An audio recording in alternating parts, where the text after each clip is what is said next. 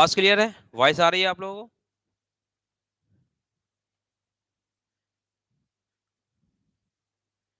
कोई अगर आवाज आ रही है क्लियर तो फिर आप रिस्पॉन्स कर सकते हैं चैट बॉक्स में।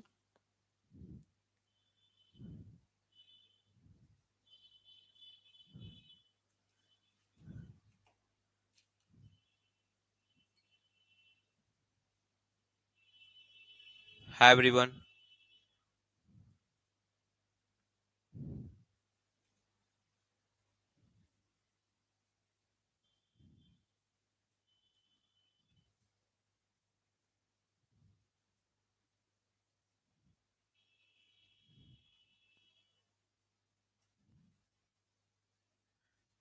वॉइस क्लियर है? और वॉइस क्लियर है तो आप रिस्पॉन्ड कर सकते हैं।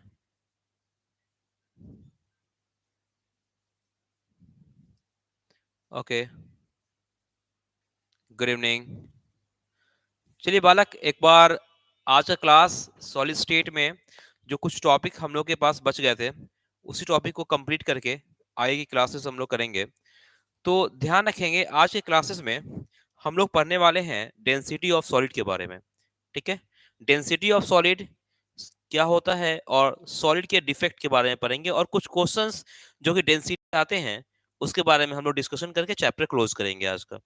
ठीक है, तो जो भी क्लास में अगर आप ज्वाइन कर रहे हैं तो फिर वीडियोस पूरा कंप्लीट करिएगा, ताकि चैप्टर एंड होके जो भी इंफॉर्मेशन होगा वो हमको लास्ट में आप समराइज करके जो भी नोटिस वगैरह होगा हम आपको बताएंगे। तो जो भी बच्चे अगर लाइव जुड़ रहे हैं तो इस बात का ध्यान रखेंगे कि चैप्टर आज का लेक्चर कंप्लीट होने के बाद ही क्लास से लेफ्ट होंगे। अच्छे से आप लोग रिवाइज करिए ताकि आपका एग्जाम अच्छा हो। ठीक है, आप मेहनत ही इसलिए करते हैं ताकि आपका एग्जाम बेहतर हो, और एग्जाम बेहतर कैसे होगा इसका सिर्फ एक ही उपाय है कि आपको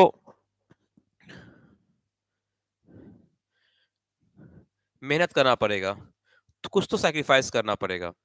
ठीक है, हाँ, हेलो हेलो एवरीवन।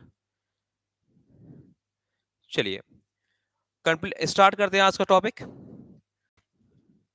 देखो बालक, हम पढ़ने वाले हैं डेंसिटी ऑफ सॉलिड के बारे में। डेंसिटी मतलब क्या है कि अगर कोई सॉलिड के अंदर अगर कोई पार्टिकल्स प्रेजेंट है, किस टाइप से, जैसे देखो, अगर सपोज करो कि इस टाइप का यूनिट सेल किसी सॉलिड के अंदर है, तो आपको पता है कि ये सारा स्पेस ऑक्यूपाइड नहीं है। तो आखिर में गिवन वॉल्यूम में किसी भी ओवरऑल सारे पार्टिकल का मास को अगर कंसीडर करें, तो किसी गिवन या यूनिट वॉल्यूम में टोटल पार्टिकल का मास कितना है यही बताता है डेंसिटी। ठीक है, तो अगर आप डेंसिटी की बात कंसीडर करोगे, डेंसिटी ऑफ सॉलिड का, तो किसी भी सॉलिड के अंदर, जैसे कि एक यूनिट सेल हम यहाँ ड्रॉ करते हैं, देखना यहाँ पे, सपोज करिए कि हम एक यूनिट सेल यहाँ पे ड्रॉ कर रहे हैं, चाहे वो यूनिट सेल कुछ कोई भी हो सकता है। हमने क्यूबिक टाइप का एक अरेंज किया है, और आपको पता है कि इस यूनिट सेल का अगर एज लेंथ ए होगा, देन उसका वॉल्यूम ए क्यूब होगा। वॉल्यूम्स का ए क्यूब होगा। ठीक है, ए इंटू ए उसका वॉल्यूम क्या होगा? ए क्यूब होगा। देन इसके बाद क्या करते हैं कि अगर हमको इसका वॉल्यूम पता है, तो इस वॉल्यूम में कितना मास ऑक्यूपाई है, किसी गिवन वॉल्यूम में कितना मास ऑक्यूपाई है, ये बताता है डेंसिटी। ठीक है, तो इस सॉलिड का डेंसिटी कितना होगा ये हम कैलकुलेट कर सकते हैं। वो डेंसिटी ऑफ सॉलिड,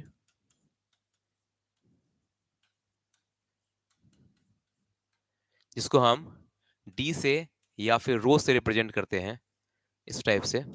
ठीक है, डेंसिटी ऑफ सॉलिड ये हो जाएगा, आप कोई भी डेंसिटी का फॉर्मूला अप्लाई करो तो डेंसिटी इक्वल टू होता है मास बाय वॉल्यूम। ध्यान रखिएगा, डेंसिटी इक्वल टू होता है मास बाय अपॉन वॉल्यूम। तो ओवरऑल मास किसका है? The total mass of the sphere present in the unit cell. उस यूनिट सेल में आखिर में कितना स्फीयर, जो स्फीयर प्रेजेंट है उसका मास क्या है? तो हम कह सकते हैं कि mass of the unit cell, mass of the unit cell upon volume of the unit cell, volume of the unit cell। एक बात ध्यान रखेंगे आप कि जब आप वॉल्यूम को कंसीडर करते हैं तो वॉल्यूम तो ए क्यूब आपने निकाल लिया कि अगर क्यूबिक यूनिट सेल होगा तो उसका वॉल्यूम ए क्यूब होगा। Mass of the unit cell कैसे निकालेंगे? तो आखिर में किसी भी यूनिट सेल के अंदर मास किसके कारण होगा? उसके एम्प्टी स्पेस के कारण तो नहीं होगा, उसके पार्टिकल्स के कारण होगा। तो जितने भी पार्टिकल्स है उसके मास को अगर ले ले, कंसीडर कर ले और उसका वॉल्यूम को हमने कंसीडर किया तो डेंसिटी निकल सकता है। तो हम बात करते हैं मास ऑफ यूनिट सेल। तो मास ऑफ यूनिट सेल जो होगा हम उसको रिप्रेजेंट कर रहे हैं M. Mass of unit cell को हम चेंज कर रहे हैं mass of the sphere, mass of the sphere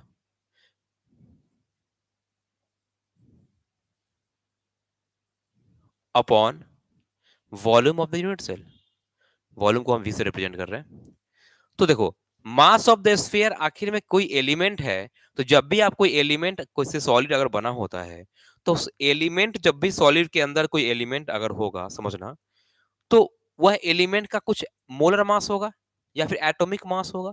तो ध्यान रखना, जब भी हम कोई एलिमेंट का कंसीडर करते हैं उसके मास को, तो हम 1 मोल के मास को कंसीडर करते हैं।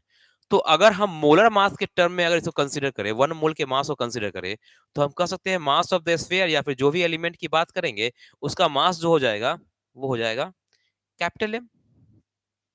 ध्यान रखना, capital M upon V. Capital M वहां पे क्या है? Mass of the element. ये मास नहीं, ये molar mass of the element है, क्योंकि 1 मोल का मास है ये। ध्यान रखिएगा।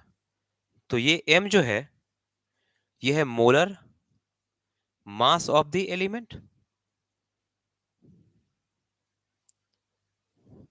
तो आप देख रहे हो, वॉल्यूम हमने निकाल देख लिया, मोलर मास देखो। अब देखो, आप जो सारी यूनिट सेल देखे हो, कोई यूनिट सेल में किसी सिंपल प्रिमिटिव की बात करोगे तो number of atom per unit cell जो होता है वो 1 होता है। अगर आप बीसीसी की बात करते हो, एफसीसी की बात करती हो, तो वहां पे बदल जाता है, 1 मोल तो नहीं जाता ना। तो अगर हम एक एटम का मास, किसी यूनिट सेल में एक एटम रहेंगे, किसी में 2 रहेंगे, किसी में 4 रहेंगे, किसी में 5 रहेंगे, तो फिर हम 1 मोल लेके क्या करेंगे? क्योंकि 1 मोल तो होता है एवोगाड्रो नंबर के बराबर ना। क्योंकि 1 मोल जो रहेगा वो तो होगा Avogadro number of molecules, Na molecule. ठीक है, 1 मोल जो होंगे वो हो जाएगा एवोगाड्रो नंबर ऑफ मॉलिक्यूल्स। तो अगर आप नंबर ऑफ मोल्स को कंसीडर करोगे, जस्ट अ मिनट, अगर आप नंबर ऑफ मोल्स को अगर आप कंसीडर करते हैं, तो एक चीज ध्यान रखिएगा यहाँ पे।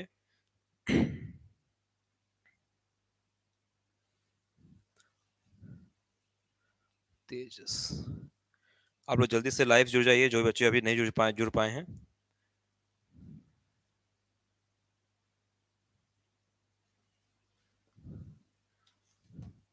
अब देखिए यहाँ पे, तो 1 मोल का हमने निकाल लिया कि 1 मोल में होता है Na मॉलिक्यूल। Na मतलब होता है एवोगाड्रो नंबर होता है, जिसकी वैल्यू होता है 6.022 इंटू 10 का पावर 23। या तो एटम होगा या फिर मॉलिक्यूल होंगे या फिर आयंस, जो भी होंगे। ठीक है, इतनी वैल्यू होती है। तो वो ये तो इतने का मास हो जाएगा। तो अगर हम एक एटम का मास कंसीडर करना चाहेंगे, तो मास ऑफ 1 एटम की अगर बात करोगे, तो मास ऑफ 1 एटम हम कैलकुलेट करेंगे यहीं से। 1 मोल का में इतने होते हैं, मतलब क्या है कि जो मोलर मास होता है वो इतने एटम का मास होता है। तो एक एटम का मास कितना होगा? मास ऑफ 1 एटम हम कहेंगे कि m अपॉन Na, है ना। टोटल मास में से एवोगाड्रो नंबर को अगर डिवाइड कर देंगे एवोगाड्रो नंबर से, तो हमें एक एटम का मास निकल जाएगा। तो डेंसिटी का फॉर्मूला जो हमारा डिराइव हुआ, हम अब एम को रिप्लेस करिए। एम है 1 मोल का मास, लेकिन एक एटम के मास से रिप्लेस करेंगे तो यही वैल्यू हो जाएगा। तो हम कह सकते हैं कि मास और total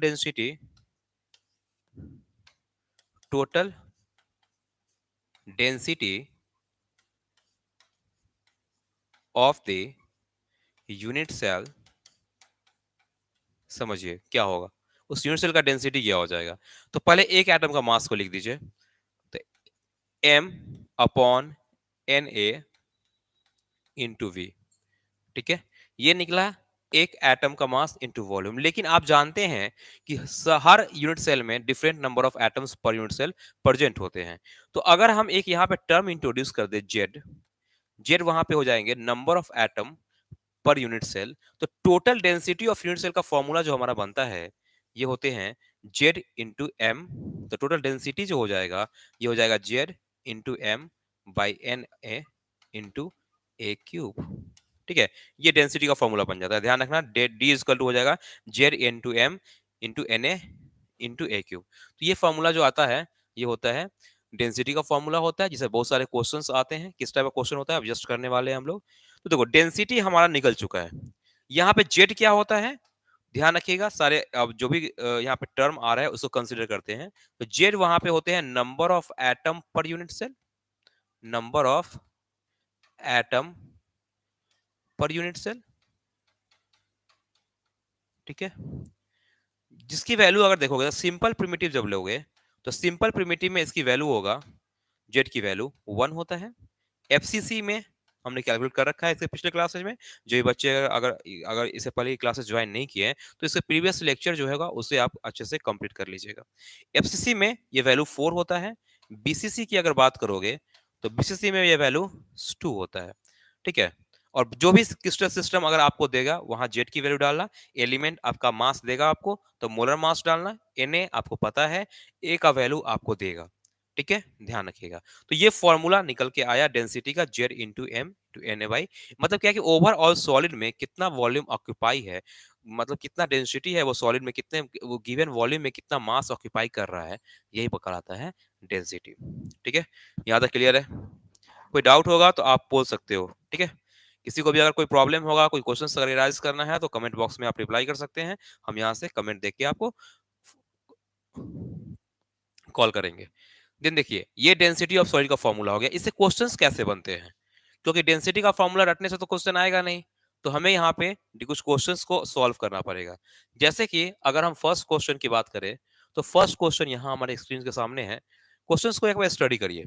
an element having BCC geometry, जो भी डाटा, जब न्यूमेरिकल्स बनाने का सबसे पहला तरीका है कि जब भी आपको कुछ न्यूमेरिकल डाटा मिले तो क्वेश्चन देखिए घबराना नहीं होता है, हमें उस क्वेश्चन को छोटा करना होता है। छोटा कैसे करेंगे, तो जितने भी काम का जो यूजफुल इंफॉर्मेशन है उसको कलेक्ट कर लेंगे यहाँ पे। तो आप देखो यहाँ पे कि जो वैल्यू है वो बीसीसी क्रिस्टल सिस्टम है और हैविंग एटॉमिक मास दे दिया है 50 यू, यू होता है unified mass. Calculate the density of the unit cell if its edge length is 290 picometre. देखो इसका एज लेंथ दे दिया है 290 पिकोमीटर। जो भी डाटा है उसको कलेक्ट करो। क्रिस्टल सिस्टम है बीसीसी, ठीक है। एटॉमिक मास दिया है, एटॉमिक मास कहने का मतलब है कि m आपका दे दिया है 50 u, इट मींस दैट 50 ग्राम पर मोल। जनरली डेंसिटी ग्राम पर मोल में ही निकलता है, ग्राम में निकालेंगे तो यहाँ ग्राम में लेना, ध्यान रखना। तो डेंसिटी जो मोलर मास हम ले रहे हैं 50 ग्राम पर मोल। डेंसिटी निकालना है। और एक और डाटा दिया है कि एज लेंथ, ए की वैल्यू दे रखा है आपको 290 पिकोमीटर। ध्यान रखिएगा 1 पिकोमीटर बराबर होता है, 1 पिकोमीटर इक्वल टू होता है 10 का to the power -10 centimetre. Centimetre में हम कैलकुलेट करेंगे, ग्राम सब पर सेंटीमीटर क्यूब में डेंसिटी की वैल्यू कैलकुलेट करेंगे। तो देखो हाँ, डेंसिटी का फॉर्मूला पे पुट करो, डायरेक्ट फॉर्मूला होता है Z into M upon N A into a cube, ठीक है। जेड की वैल्यू, बीसीसी सिस्टम है तो जेड की वैल्यू यहाँ पे 2 होगा, तो आप वैल्यू पुट कर दो यहाँ पे, ठीक है। 2 वैल्यू पुट करिएगा, 2 इंटू मोलर मास दिया हुआ है 50 ग्राम पर मोल, ठीक है, अपॉन एन ए की वैल्यू है 6.022 इंटू 10 टू द पावर 23, ठीक है। और एक चीज देखो, यूनिट की वैल्यू यहाँ पे जरूर लिखना। 2 आखिर में 2 क्या है, ये 2 एटम है ना, 2 एटम, ताकि यूनिट भी कैंसिल आउट आराम से हो सके। तो हम यूनिट को यहाँ पे इंट्रोड्यूस कर रहे हैं।